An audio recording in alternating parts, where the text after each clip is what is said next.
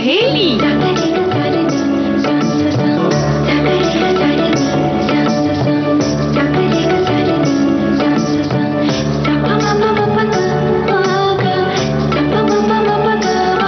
सखी सहेली।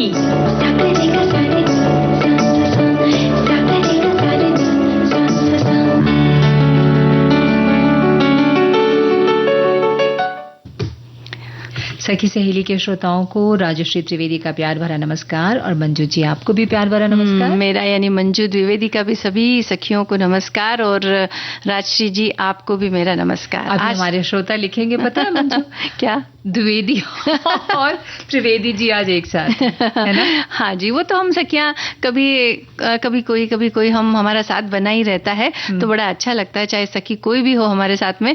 लेकिन दिल जो होता है वो सखियों के मिलने से अपने आप ही खुश हो जाता है। वैसे आज बहुत खास दिन है ना राजश्री जी। शिक्षक दिवस। हाँ, आज शिक्षक दिवस है और शिक्षा के बिना और शिक्षक के बिना जीवन बहुत ही अधूरा रह जाता है, या यूं कहें कि बहुत खालीपन एक रह जाता है। शिक्षक जो है हमारे जीवन में रंग भरते हैं और इन्हीं रंगों से हमारा जीवन भी रंगीन बनता है। तो आज शिक्षक दिवस पर हम सभी शिक्षकों को सादर नमन करते हैं जो हमारे जीवन में आए और जिन्होंने हमें शिक्षा दी, किसी भी तरह की हो सकती है वो शिक्षा, है ना। बिल्कुल, सीखना तो एक निरंतर प्रक्रिया है और जिससे भी कुछ सीखे तो कहीं ना कहीं किसी न किसी मायने में वो शिक्षक हो ही जाते हैं। हाँ, बिल्कुल।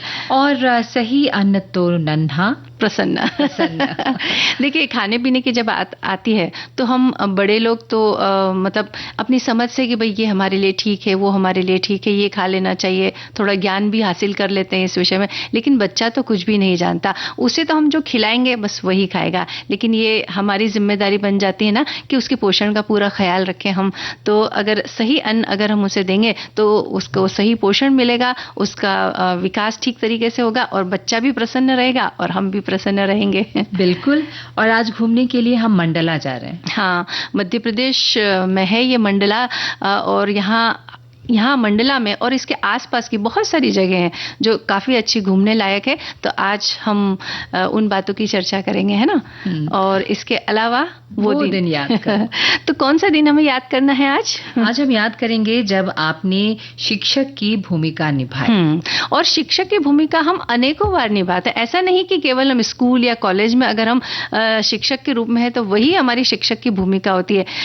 जब कोई भी स्त्री जब माँ बनती है तो वो बच्चे के लिए शिक्षिका का काम करती है। हमारे छोटे भाई बहन होते हैं, उन्हें हम पढ़ाते हैं, तब भी हम शिक्षक की भूमिका में होते हैं। या जैसे हमारे घर में बड़े बुजुर्ग हैं और अगर वो मोबाइल चलाना या कंप्यूटर चलाना नहीं जानते हैं तो हम धीरे धीरे करके उन्हें सिखाने की कोशिश करते हैं, तब भी हम शिक्षक की भूमिका में होते हैं।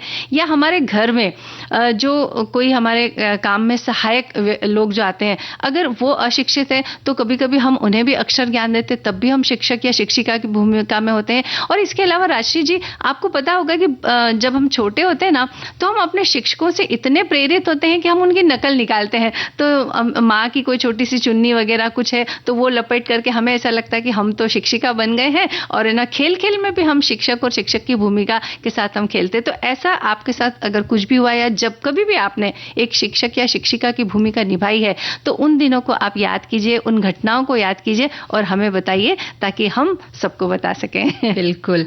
तो अब हमने विषय बता दिया है, एक गीत सुन लेते हैं। बिल्कुल। बीचक दाना दाने ऊपर दाना, बीचक दाना दाने ऊपर दाना, एक दाना। छत से ऊपर लड़की नाचे, लड़का है दीवाना, एक दाना। छत से ऊपर लड़की नाचे, लड़का है दीवाना, एक दाना। बोलो क्या? अनार।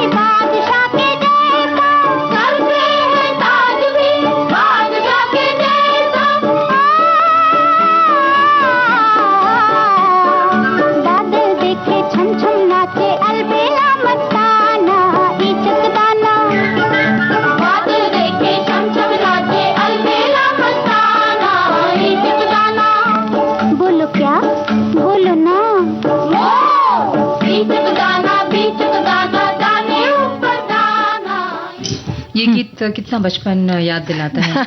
हाँ, और इसमें भी एक शिक्षिका जो है अपने बच्चे को किस तरीके से पढ़ा रही है कि जैसे पढ़ाने का एक रोचक तरीका होता है ना, शिक्षा देना अलग बात है और एक रोचक तरीके से पढ़ाना ताकि बच्चों को उसमें रुचि हो।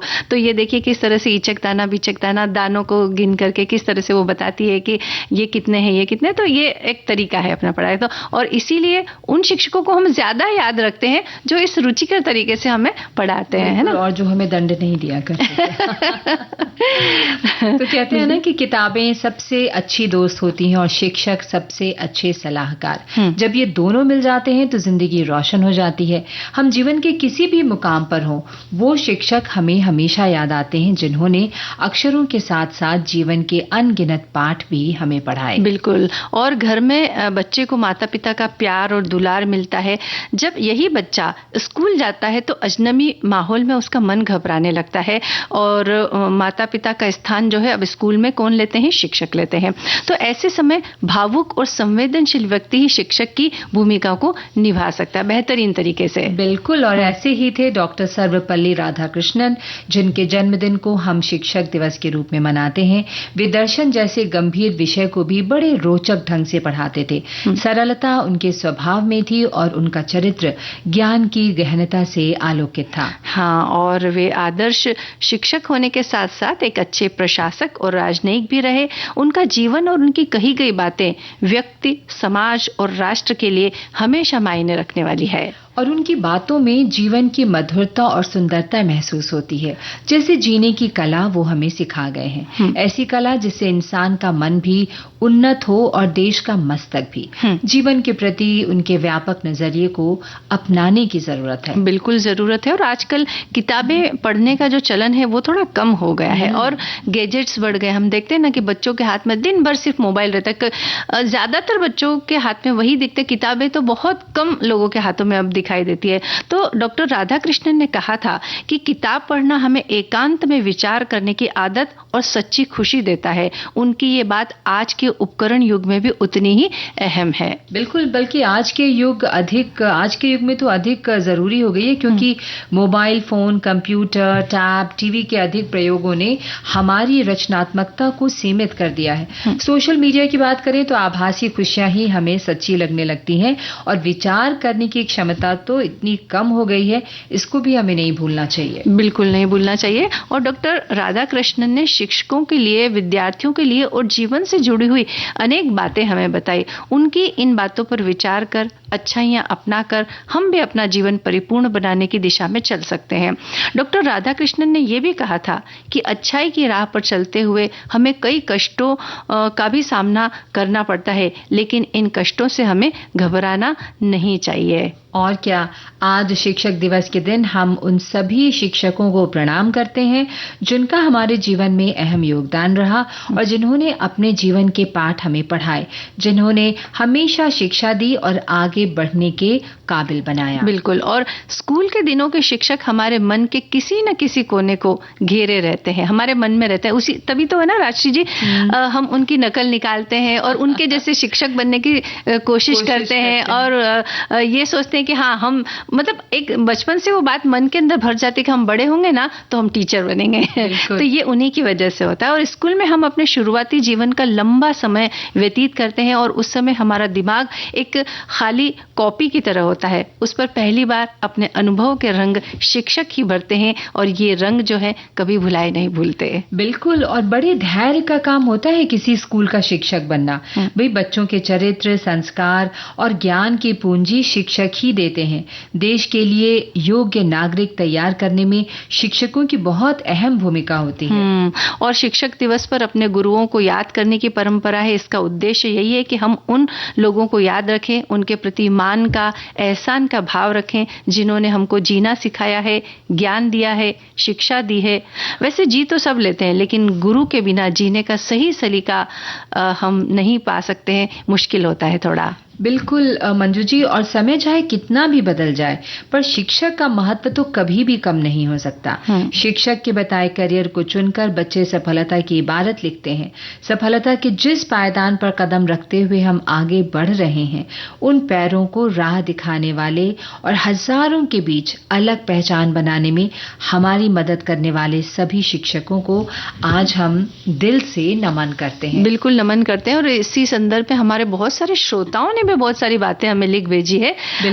एक जो है हमारे साथी ये बात लिख रहे हैं कि एक विद्यार्थी के जीवन में शिक्षक एक ऐसा महत्वपूर्ण इंसान होता है जो अपने ज्ञान, धैर्य, प्यार और देखभाल से पूरे जीवन को एक मजबूत आकार देता है। एक शिक्षक वो व्यक्ति होता है जो अपने विद्यार्थी को सबसे बेहतरीन शिक्षा उपलब्ध कराने के द्वारा प्रत्येक के भविष्य को आकार देता है। शिक्षक हर एक बच्चे की क्षमता का अवलोकन करता है और उसी अनुसार उस बच्चे को पढ़ाई में मदद करता है।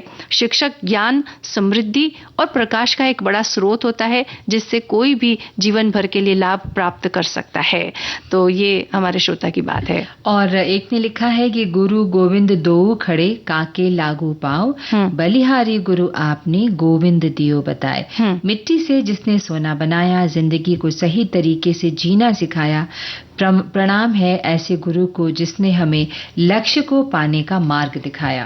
और एक हमारे साथी ये भी लिख रहे हैं कि प्रथम गुरु या शिक्षक माँ है जिसने हमें जन्म दिया और हमें बोलना सिखाया।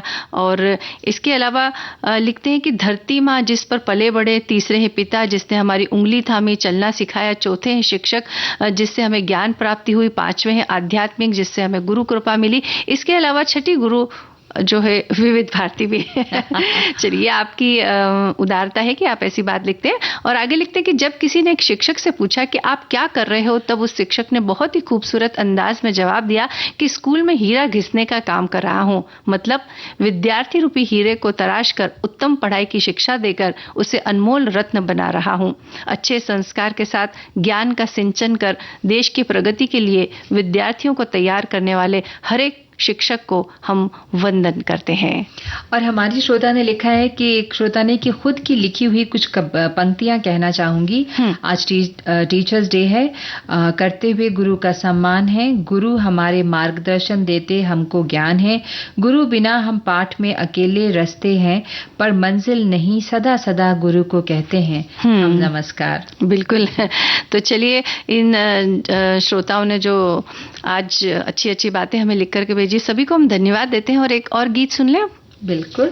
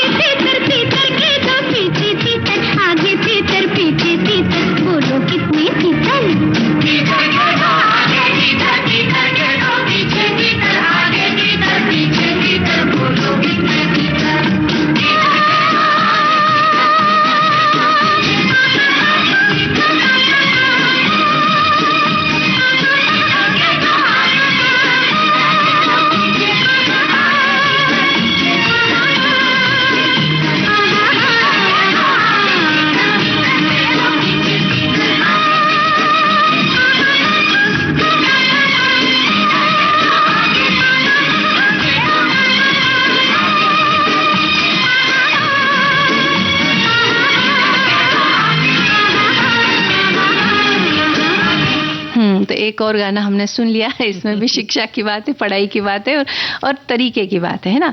अरे 1 से 7 सितंबर तक राष्ट्रीय जी ना हम राष्ट्रीय पोषण सप्ताह मनाते हैं ना। पोषण का हमारे जीवन में क्या महत्व है ये तो हम सभी जानते हैं, और अगर अच्छा पोषण हमें मिल रहा है तो शिक्षा ग्रहण करने में भी बहुत सहायक होती है वो चीज़ें। दिमाग अच्छी तरह से काम करता है, शरीर जब अच्छा रहेगा तो हमारा पढ़ाई में मन लगेगा, तो हम अच्छी तरह से अपने शिक्षक की बातों को ग्रहण कर सकते हैं। बिल्कुल, आज राष्ट्रीय पोषण सप्ताह वो जो है वो सप्ताह चल रहा है, और पोषण हमारे जीवन का अहम पहलू है। स्वस्थ शरीर के लिए सही पोषण की बहुत जरूरत होती है, लेकिन ये तभी संभव है जब हम सही खाद्य सामग्री का चुनाव करें और उनके सेवन का सही तरीका जाने। भाई, पोषण का असर सीधे तौर पर हमारे शरीर और मन पर पड़ता है। और बात जब बच्चों की आती है ना, तो पोषण संबंधी ये बात और भी अहम हो जाती है। बालपन में अनेक उनके जो है बच्चों के स्वास्थ्य की नींव पड़ रही होती है, उस समय उनको पर्याप्त और उचित भोजन मिलना आवश्यक है। तो आज हम नन्हे मुन्नों के पोषण और आहार की बात करेंगे। अन्नप्राशन के बाद यानी 6 माह के शिशु को ऊपरी आहार देना शुरू कर दिया जाता है। क्या खिलाएं, कितना और कैसे, इस मुद्दे पर नई माएं जो हैं अक्सर असमंजस की स्थिति में रहती हैं। मां का दूध जन्म के तुरंत बाद से 6 माह तक होने तक शिशु के लिए पर्याप्त होता है, उसके बाद उसे अन्य भोजन की जरूरत होती है। और 6 महीने के बाद शिशु के पेट में ऊपरी आहार को पचाने के लिए पैनक्रियाटिक एंजाइम्स जो है वो तैयार होने लगते हैं, और जीभ पर स्वाद ग्रंथियां भी सक्रिय हो जाती है। ऊपर का भोजन शुरू करने में कुछ सावधानियां आवश्यक है, और वो सावधानियां हम आपको बताते हैं कि जैसे एक समय में एक ही वस्तु दें, यानी बहुत सारी चीजें मिक्स करके उस समय ना दें जब खाने की शुरुआत करें, और सारी चीजें एक साथ नहीं हमें देना है, एक बार में एक चीज, बस ये इस बात का हमें ध्यान रखना है। और भी कुछ बातें हैं? बिल्कुल, दूसरी बात है कि जो भी आप शिशु को खाने दे रही हैं वो चीजें अच्छी तरह से मसली हुई होनी चाहिए, उसमें दाना नहीं होना चाहिए, जैसे सूजी का हलवा, घुटी हुई दाल या खिचड़ी, या मसला हुआ केला, मसला हुआ आलू, चावल की खीर, दाल चावल या मिल्क शेक, सभी कुछ एकदम बारीक होना चाहिए। हाँ, क्योंकि उस समय दांत तो होते नहीं है उनके, वो चबाते नहीं है, और अगर थोड़ा भी कोई बड़ा कण गया तो उनके गले में फंस सकता है। इसके लिए एकदम बिल्कुल बारीक पिसा हुआ भोजन ही उन्हें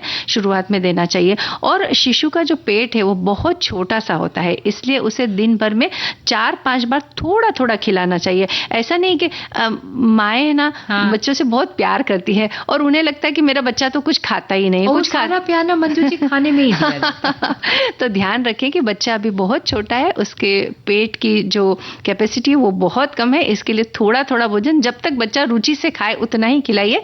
और भोजन के साथ साथ समय समय पर स्तनपान भी करवाना चाहिए। जब तक बच्चा कम से कम 1.5 साल का ना हो जाए तब तक उसे स्तनपान करवाना चाहिए। और भोजन के साथ साथ थोड़ा ऊपर से साफ पानी भी, जब वो भोजन ऊपर का लेने लग जाए तब आप उसको साफ पानी पीने के लिए दे सकते हैं। और शुरुआत में शक्कर और नमक की मात्रा तो बिल्कुल कम से कम रखें। 8-10 माह का होने के बाद ही भोजन या भोज्य पदार्थों की मात्रा थोड़ी बढ़ा सकती हैं। इस दौरान 1 चम्मच हरी भाजी भी भोजन में जरूर शामिल करें। यदि बच्चा स्तनपान नहीं कर रहा है या दूध नहीं आ रहा है तो बच्चे को ऊपर का दूध भी आप दे सकती हैं। हाँ, हमने अभी ये कही कि शक्कर और नमक की मात्रा बहुत कम होनी चाहिए, लेकिन हम देखते बिल्कुल इसका उल्टा है राजश्री जी। हाँ, चिप्स का पैकेट पकड़ा देते हम बच्चों को, उसमें कितना नमक होता है। चॉकलेट सैचुरेटेड फैट होता है। हाँ, चॉकलेट हम पकड़ा देते हैं बच्चों को, वो कितना मीठा होता है। और इस अवस्था में, बच्चे की इस अवस्था में ये सारी चीजें उसके लिए बहुत नुकसानदायक होती है। इसके लिए आप घर का बना हुआ भोजन दीजिए जिसमें इन चीजों की मात्रा बहुत सीमित होनी चाहिए, ऐसा भोजन हमें देना है। दूध और दालें शिशु के लिए प्रोटीन, कैल्शियम, विटामिन डी की आवश्यकता पूरी करेंगे, जबकि आलू, केला, चावल, रोटी, सूजी उसे ऊर्जा देंगे और विटामिन एवं खनिज पदार्थों की पूर्ति करेंगे। तमाम पोषक तत्व बच्चे की मांसपेशियों, हड्डियों व मस्तिष्क के विकास में मदद करेंगे। तो ऐसी चीजें हमें खिलानी है बच्चों को, ना कि चिप्स के पैकेट देने हैं, ना कि चॉकलेट देनी है। बिल्कुल, और बच्चों के खाने में दिन भर में थोड़ा शुद्ध घी अतिरिक्त रूप से मिलाएं, ये उसके दिमाग के सही विकास के लिए बहुत जरूरी है। 10 से 12 मास के बीच बच्चे के दांत आते हैं, तो इस समय बच्चे के हाथ में गाजर, खीरा या रोटी, पराठा या महरी या फल जैसी कोई सख्त चीज हाथ में पकड़ाना अच्छा होगा। हाँ, तो वो हाथ में पकड़ के उसको दांतों से चबाते रहते हैं, हाँ। खुद से अपने हाथों से ना, तो उनको एक मन को उनको संतुष्टि मिलती है, क्योंकि वो जो दांत जब निकलते हैं ना तो मसूड़ों में उनके कुछ चिपचिपाहट सी होती है। हाँ, तो उस समय उनको उससे राहत मिलती है। तो बड़ा मजा आता है जब ऐसी चीज उन्हें कुछ दे दी जाए बिठा करके। और इससे बच्चे क्या होता है ना, खुद पकड़कर खाने की आदत भी उनमें पड़ जाती है, साथ ही उनके मसूड़ों और दांतों के विकास में सहायता मिलती है। और यही समय होता है जब बच्चे के लिए खाने की थाली भी हमें अलग से लगानी चाहिए, यानी छोटी थाली, उसमें थोड़ी थोड़ी चीजें रख करके और उनके सामने रखी। हालांकि उन्हें खाना तो आता नहीं है, लेकिन उनको इस बात की समझ जरूर आएगी इस समय कि हाँ, ये मेरी थाली है और मुझे खुद से खाना है उसको, और सबके साथ बैठने की, उसको खाने की आदत भी इससे पड़ेगी। बिल्कुल। और बच्चे को खाना खिलाते समय या पानी पिलाते समय साफ सफाई पर तो जरूर ध्यान दें, नहीं तो बच्चे जल्दी जल्दी बीमार पड़ने लगेंगे। बच्चों को चाय, कॉफी या एरेटेड ड्रिंक्स जैसी चीजें बिल्कुल नहीं देनी चाहिए। इन बातों का भी ध्यान रखना। देखिए, हमने केवल चिप्स और उसकी बात की, लेकिन ये जो चीजें ना, ये भी बहुत महत्वपूर्ण है, नहीं देना चाहिए। और इसके अलावा इस आयु में पिज्जा, बिस्किट, ब्रेड जैसे ज्यादा नमक और चर्बी से भरपूर भोज्य पदार्थ भी हमें नहीं देने चाहिए। और फलों के रस की जहां तक बात है, तो रस देने की बजाय अगर पूरा फल उसे खाने के लिए दे, यानी कि छोटे छोटे टुकड़े करके उसे खाने के लिए दे दे, या फिर उसको पूरा मैश करके अगर दे सकते हैं तो भी दे सकते हैं। तो ये हमें इन बातों का भी ध्यान रखना चाहिए। और ऐसा करने पर आप भी प्रसन्न रहेंगे, आपका शिशु भी प्रसन्न रहेगा। एक बात और राशि जी, मैं यहाँ कहना चाहती हूँ कि इन दिनों पिछले कुछ सालों में हम ये देख रहे हैं ना कि माताएं क्या करती है ना कि बच्चों को मोबाइल हाथ में पकड़ा देती है और वो अब मोबाइल की तरफ देखता रहता है और वो बच्चों को खिलाती रहती है। तो ये भी सही चीज नहीं है, इसका हमें ध्यान रखना है। और एक गीत सुनवा देते जी।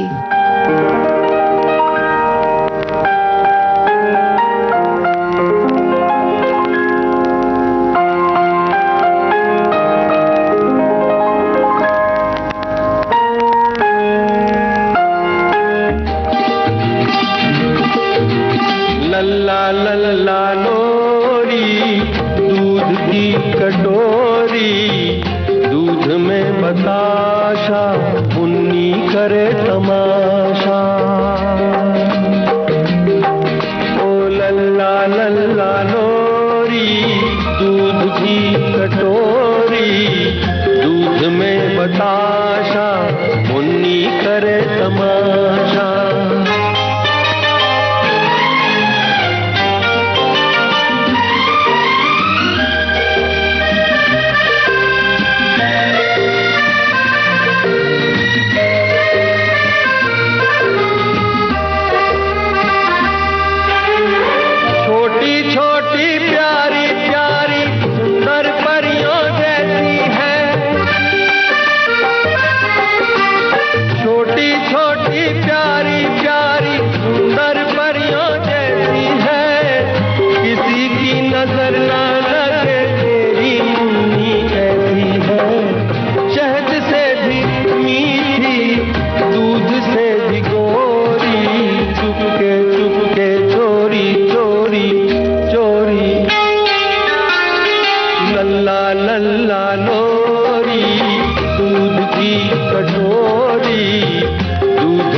बताशा, मुन्नी करे तमाशा।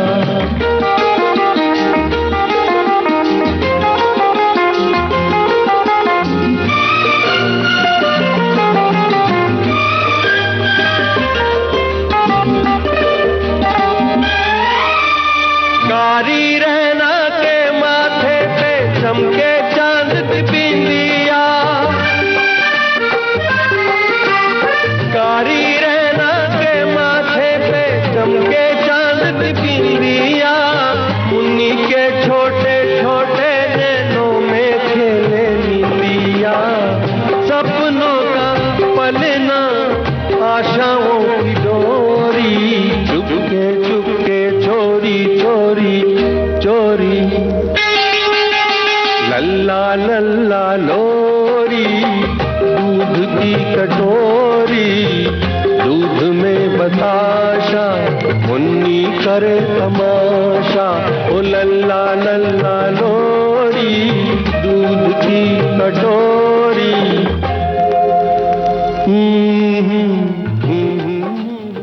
यहाँ पर हम लेते हैं एक छोटा सा ब्रेक।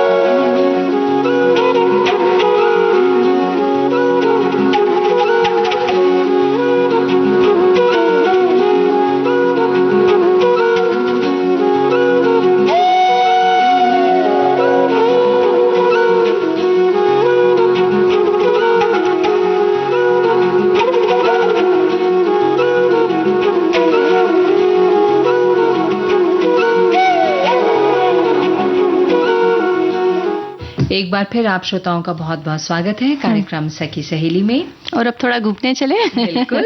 आज हम अपने सखियों को और साथियों को ले चलते हैं मंडला, है ना। मध्य प्रदेश राज्य के पूर्वी भाग में मंडला जिला स्थित है। ये नर्मदा नदी, बंजर नदी और बुढ़नेर जैसी बड़ी नदियों से घिरा हुआ है। ये सतपुड़ा के पठार से लेकर मैकल पर्वत श्रेणियों तक फैला हुआ है। यहाँ सागौन और साल के वृक्ष बहुतायत में पाए जाते हैं। ये जिला देश पर प्राण न्यौछावर करने वाली रानी दुर्गावती और रानी अवंतीबाई जैसी वीरांगनाओं की भूमि रहा है। यहाँ कई ऐतिहासिक, प्राकृतिक और धार्मिक दर्शनीय स्थल है जो पर्यटन के लिहाज से बहुत महत्व रखते हैं। और कान्हा राष्ट्रीय उद्यान मंडला जिले का प्रमुख पर्यटन स्थल है जो पूरे विश्व में बाघों के संरक्षण के लिए जाना जाता है। यहाँ बाघों के अलावा बारहसिंघा यानी दलदली हिरण और कुछ अन्य लुप्त प्राय प्रजातियों का संरक्षण किया गया है। कान्हा पार्क से घूमने के लिए कान्हा संग्रहालय, बम्हनी, दादर पॉइंट, श्रवण ताल और घास के बड़े बड़े मैदान हैं। और मंडला जिले के रामनगर में स्थित महलों का निर्माण गोंड राजा हृदय शाह द्वारा 1651 से 1667 यानी कि 1667 के बीच में करवाया गया। रामनगर के महलों में सबसे प्रमुख है मोती महल। ये महल 3 मंजिला है। इसमें कई छोटे बड़े कमरे हैं। महल के आंगन की दीवार में एक लेख जड़ा हुआ है जिसमें गोंड राजाओं की वंशावली दी गई है। और रामनगर का दूसरा महत्वपूर्ण महल है राम भगत की कोठी, राय भगत की कोठी। और ये देखने में मोती महल का संक्षिप्त संस्करण दिखाई देता है। इसके अलावा एक बेगम महल भी है जो मुगल शैली में बना हुआ है। महल के सामने बावड़ी बनी है जो महल की सुंदरता को कई गुना बढ़ा देती है। रामनगर में एक विष्णु मंदिर भी है। इस मंदिर का शिखर गुंबदाकार है। यह मंदिर पुरातत्व विभाग द्वारा संरक्षित स्मारक घोषित किया गया है। मंडला में सहस्त्रधारा भी एक प्रमुख पर्यटन स्थल है। यहाँ नर्मदा नदी की धारा कई धाराओं में विभक्त होकर छोटे बड़े जलप्रपात बनाती है। काले ग्रेनाइट और बेसाल्ट पत्थरों की चट्टानों के बीच से कलकल बहती नर्मदा नदी अति मनोहारी लगती है। और सहस्त्रधारा की चट्टानें लावा द्वारा निर्मित प्रतीत होती हैं। बरगी बांध के भराव के कारण यहाँ धाराओं और जलप्रपातों की संख्या कम हो गई है। इस स्थान पर का पुराणों में भी उल्लेख पाया जाता है। एक पौराणिक मान्यता के अनुसार सहस्त्रबाहु ने अपनी भुजाओं से मां नर्मदा को रोकने का प्रयास किया था, लेकिन नर्मदा हजारों धाराओं में विभक्त हो गई और सहस्त्रबाहु उसे रोक नहीं पाया। यहाँ 2 अति प्राचीन शिव मंदिर भी हैं। मंडला शहर के बीचों बीच स्थित है रपटा घाट जो यहाँ का मुख्य घाट है। यहाँ पर सीढ़ियां बनी है। यहाँ प्रतिदिन शाम को मां नर्मदा की महाआरती होती है और यहाँ पर कई प्राचीन मंदिर है। इसके अलावा नाव घाट, किला घाट, हनुमान घाट, नाना घाट, सिंह वाहिनी घाट, जेल घाट, न्याय घाट, चक्रतीर्थ घाट भी यहाँ देखने योग्य है। और मंडला में गर्म पानी कुंड भी एक अच्छा पिकनिक स्पॉट है। माना जाता है कि इस स्थान पर परशुराम जी ने तपस्या की थी और इस कुंड में साल भर गर्म पानी रहता है। ऐसा माना यह भी जाता है कि इस कुंड में स्नान करने से चर्म रोगों का नाश होता है। वैज्ञानिकों के अनुसार इस कुंड में सल्फर की चट्टानें हो सकती हैं। हाँ, सल्फर की वजह से वो पानी गर्म हो जाता है। बातें अभी और भी है और घूमने लायक और भी स्थान है, लेकिन एक गाना सुन लेते हैं हम।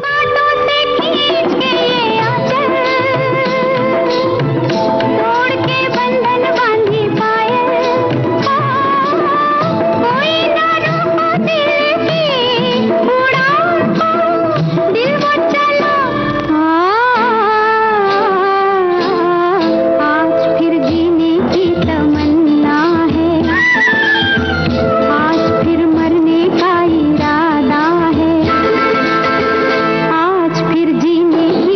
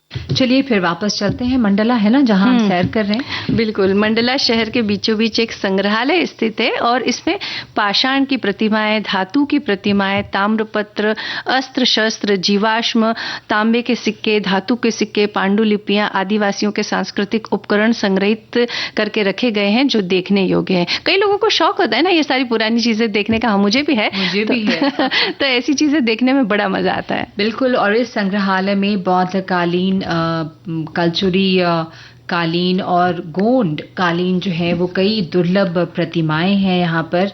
इन प्रतिमाओं में भगवान गणेश, भगवान शिव, माता पार्वती, भगवान विष्णु और भगवान बुद्ध सहित कई दुर्लभ प्रतिमाएं सहेज कर रखी गई हैं। और यहाँ महाराजपुर में एक संगम घाट है जो बंजर नदी और नर्मदा नदी का संगम स्थल है और यहाँ नर्मदा की धारा जो है सी आकार की दिखलाई देती है और इसके तट पर एक राधा कृष्ण मंदिर है। और ये जो सी आकार की जब ये धारा बनती है ना तो ये दिखने में बहुत मनमोहक और सुंदर लगती है। और मध्य प्रदेश राज्य के पूर्वी भाग में मंडला जिला स्थित है। ये नर्मदा नदी, बंजर नदी और मंडला का जो एक किला है ये एक महत्वपूर्ण ऐतिहासिक स्थल है। ये पूर्व रामनगर गोंड राजाओं की राजधानी रहा है। ये किला 3 दिशाओं में नर्मदा नदी की अथाह जल राशि से घिरा हुआ है और चौथी दिशा में गहरी खाई खुदवाई गई है। इस प्रकार ये महल पूरी तरह आक्रमण से सुरक्षित हो सका है। और हाँ, मंडला जिले के ग्राम पुरखा के समीप नर्मदा के तट पर एक सूरज कुंड नाम का स्थान है। माना जाता है कि इस स्थान पर सूर्यदेव ने तपस्या की थी और उनकी तपस्या में विघ्न उत्पन्न ना हो इसके लिए अपने शिष्य हनुमान जी को आदेशित किया था।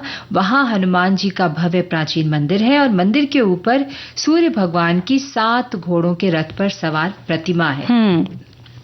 मंडला से 20 किलोमीटर दूर एक सीता रपटन नामक स्थान है। इसके अलावा जोगन झूली जलप्रपात, अजगर दादर, मटियारी डैम, थानवर बांध, नक्खी माई मंदिर, राज राजेश्वरी मंदिर, ऐसी कई देखने योग्य जगहें हैं। तो आप अगर वहां जाएंगे तो इन जगहों के बारे में आपको और भी पता चलेगा और आप देख पाएंगे। अब आपको बता दें कि वहां आपको कैसे पहुंचना है या कैसे पहुंच सकते हैं। तो मंडला शहर सड़क मार्ग से जबलपुर, नागपुर, रायपुर जैसे शहरों से सीधा जुड़ा हुआ है। मंडला से जो निकटतम रेलवे स्टेशन है वो नैनपुर है जो 50 किलोमीटर दूरी पर है और बड़ा रेलवे स्टेशन है जबलपुर जो कि 95 किलोमीटर दूर है। और अगर आप वायु मार्ग से आते हैं तो निकटतम एयरपोर्ट है जबलपुर और नागपुर। तो इन दोनों ही जगहों से भी आप वहां पर पहुंच सकते हैं। तो एक गीत भी सुनवा दें। हाँ।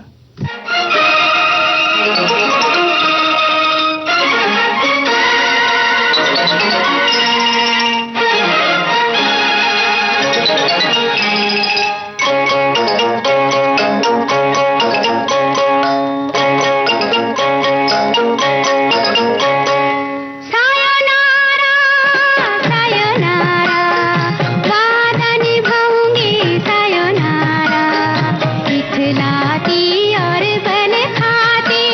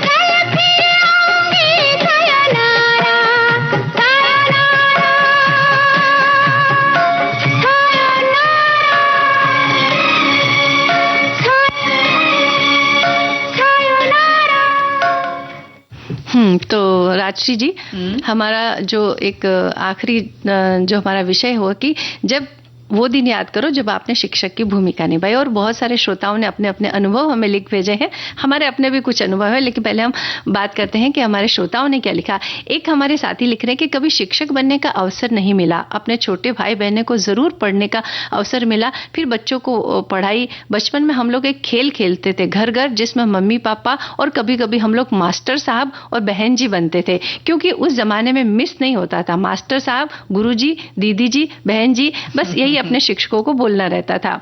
आज भी मैं टीचर नहीं बन पाती हूँ। पोता, देवर की बेटी जब भी होमवर्क करना होगा तो मुझे ही बोलेंगे आंटी चलो तुम भी पढ़ाई, तो मुझे भी बोलेंगे आंटी चलो तुम भी पढ़ाई करो, मैं तुम्हारी टीचर हूँ। मुझे ABC लिखने के लिए बोलती है, और जो क्लास में उसकी टीचर उसे बोलती थी वह सारा चीज़ हम लोगों के साथ जो है बोलती है।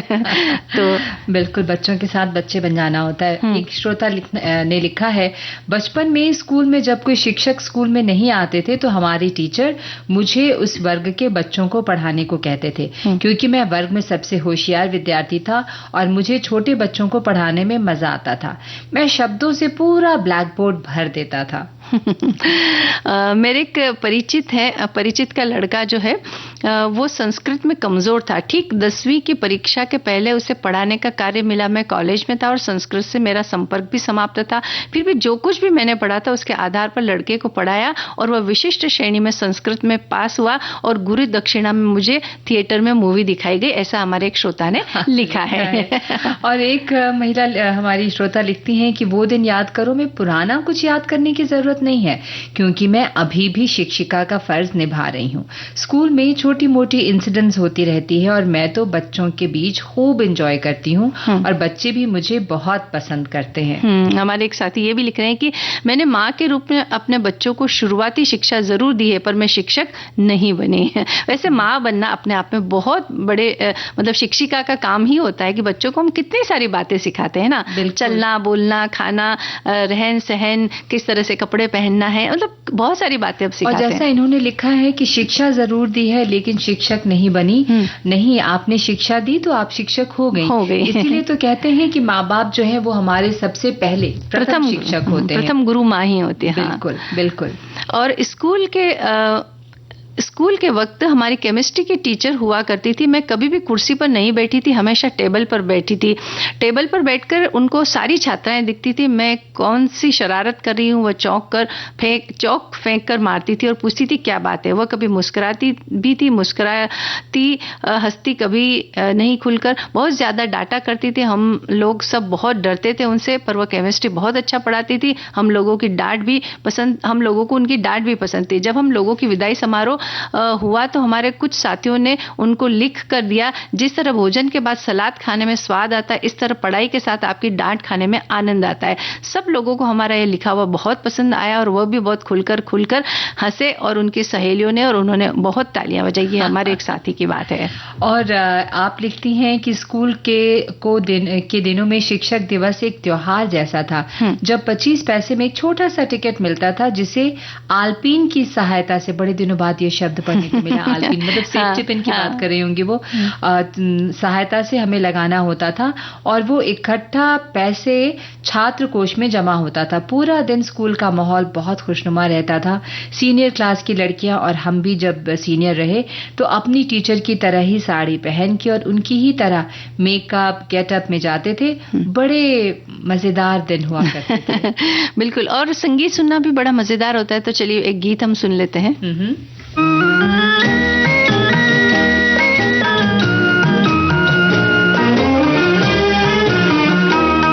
इंसाफ की डगर पे बच्चों दिखाओ चल के, ये देश है तुम्हारा, नेता तुम ही हो कल के। इंसाफ की डगर पे बच्चों दिखाओ चल के, ये देश है तुम्हारा, नेता तुम ही हो कल के।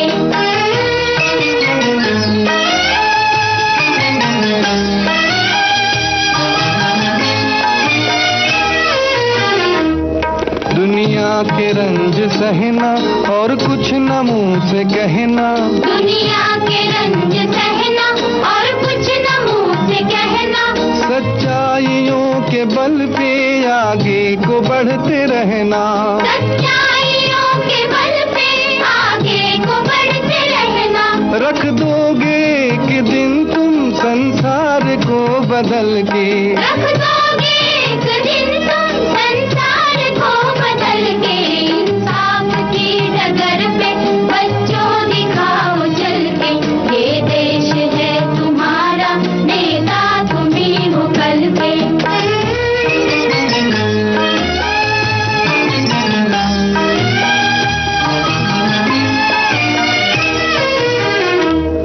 अपने हो या पराए सबके लिए हो न्याय, अपने हो या पराए सबके लिए हो न्याय।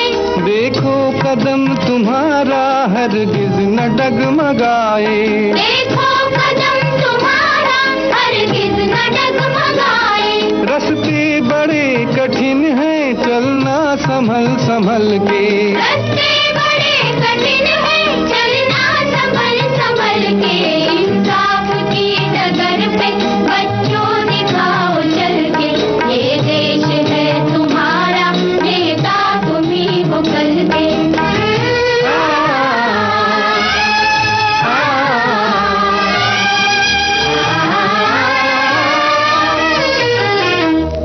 इंसानियत के सर पे इज्जत का ताज रखना, इंसानियत के सर पे इज्जत का ताज रखना। तन मन की भेंट देकर भारत की लाज रखना, तन मन की भेंट देकर भारत की लाज रखना। जीवन नया मिलेगा अंतिम चिता में जल के, जीवन नया मिलेगा अंतिम चिता में जल के। इंसाफ की डगर पे बच्चों दिखाओ चल के, ये देश है तुम्हारा, नेता तुम ही हो कल के। इंसाफ की डगर पे बच्चों दिखाओ चल के, ये देश है तुम्हारा, नेता तुम ही। मेरे हिसाब से समय भी एक बहुत बड़ा शिक्षक है जो हमें जिंदगी में बहुत कुछ सिखाता है। ये हमारे साथी ने लिखा है। बिल्कुल, और यकीनन समय हमें बहुत कुछ सिखाता है। और एक श्रोता ने लिखा है कि मैं जब 7वीं में था तब इंग्लिश टीचर का रोल किया था। क्लास में मेरा इंग्लिश अच्छा था तो स्कूल की अध्यापिका ने मुझे सामने से ही इंग्लिश टीचर का रोल अदा करने को कहा था। बचपन में थोड़ा सा शर्मीला था लेकिन फिर भी अध्यापिका का मान रख के ये किया और सभी को इंग्लिश का एक चैप्टर सिखाया। बस उसके बाद डर चला गया और अपने आप में एक गजब का आत्मविश्वास महसूस किया। तो देखिए, टीचर जब हम बनते हैं ना तो हम वहाँ सामने खड़े होते हैं और हमारे सामने बहुत सारे बच्चे होते हैं, उनको सिखाना होता है। ये जो परिस्थितियाँ होती ना, सचमुच ही हमारे अंदर एक आत्मविश्वास पैदा कर देती है कि इतने लोगों के सामने हम बोल सकते हैं। एक हमारे साथी ये भी लिखते हैं कि शिक्षक दिवस मेरे लिए तो बचपन से ही हर दिन शिक्षक दिवस रहा है। कारण यह है कि मेरी माताजी अध्यापिका थी, उन्होंने 35 साल से भी ज़्यादा नौकरी की। शादी के बाद पत्नी ने भी शिक्षिका के तौर पर स्कूल में नौकरी की। यहाँ तक कि विविध भारती के कार्यक्रम के माध्यम से जुड़ी श्रोता बहनों में भी कई बहनें शिक्षिका के पद से रिटायर हुई हैं। तो कहना न होगा कि ऐसे में मेरी स्थिति आज भी छात्र की है जो शिक्षिकाओं से आज भी जुड़ा हुआ है। ऐसी सभी श्रोता बहनों को शिक्षक दिवस की शुभकामनाएं। क्या बात है। अब देखिए ना मंजू, हम यहाँ दफ्तर आए तो हमने भी ये सब जो है मशीन है, कंसोल है, किसी न किसी से सीखा, अपने सीनियर से सीखा। हम जब ये रिकॉर्डिंग्स करते हैं तो वो भी हमने किसी न किसी इंजीनियर से पूछा, उनसे सीखा। जीवन में सीखना तो एक निरंतर प्रक्रिया है। अब क्या सीखते हैं और जिससे जो कुछ भी सीखते हैं तो वो उस वक्त के लिए, उस समय के लिए या हमेशा याद रह जाता है कि ये काम मैंने इनसे सीखा। तो सिर्फ पढ़ाई की बात अगर हम ना करें, जीवन में माँ बाप बहुत कुछ हमें सिखाते हैं दूसरे तरीके से, है ना। जीवन के गुण, जीवन के जो रास्ते होते हैं, जीवन में जो जीवन एक शांतमय जीवन हो या वो मतलब उथल पुथल भरा पाठ जिसे हम कहें, है ना। बिल्कुल।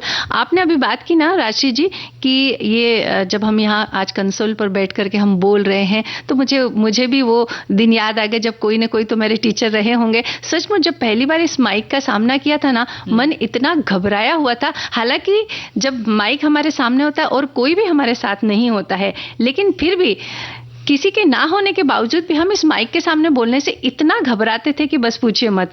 लेकिन हमारे टीचर ने, यानी कि हमारे जो सीनियर थे, हमारे साथी थे, उन्होंने हमें सिखाया कि नहीं, इसे आप एक अच्छा साथी मानिए अपना। ऐसा कि एक ऐसा साथी या एक ऐसा व्यक्ति जिससे आप बहुत प्यार करते हैं या जिसे आप बहुत चाहते हैं, ऐसा, और उससे जब हम बात करते हैं हम कितने प्यार से बात करते हैं। इस तरीके से मतलब ये एक पढ़ाने का या सिखाने का तरीका उनका रहा, और उसके बाद ये जो माइक है ये हमारा इतना प्यारा साथी बन गया। तो देखिए, बातों ही बातों में और इस तरह की बातों में हम कब अपनी जिंदगी के पाठ जो है वो सीख जाते हैं पता नहीं चलता। तो ऐसे सभी टीचर को, ऐसे जो हमारे जीवन में आए, जिन्होंने हमें जीवन के पाठ पढ़ाए, उन सभी को आज हम सादर नमन करते हैं। नीला नीला ये गगन,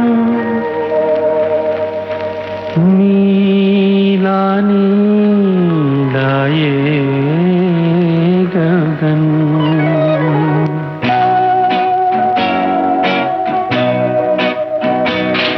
हरी हरी वसुंधरा पे नीला नीला ये गगन, जिस पे बादलों की पालकी उड़ा रहा पवन। दिशाएं देखो रंग भरी, दिशाएं देखो रंग भरी, चमक रही उमंग भरी। ये किसने फूल फूल पे, ये किसने फूल फूल पे किया सिंगार है। ये कौन चित्रकार है, ये कौन चित्रकार, ये कौन चित्रकार है, ये कौन चित्रकार है, ये कौन चित्रकार।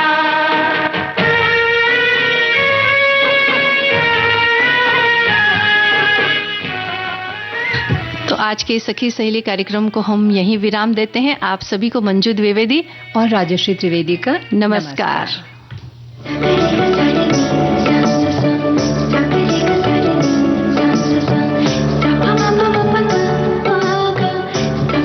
सखी सहेली कार्यक्रम की प्रस्तुतकर्ता अनुश्री पाठक। सहेली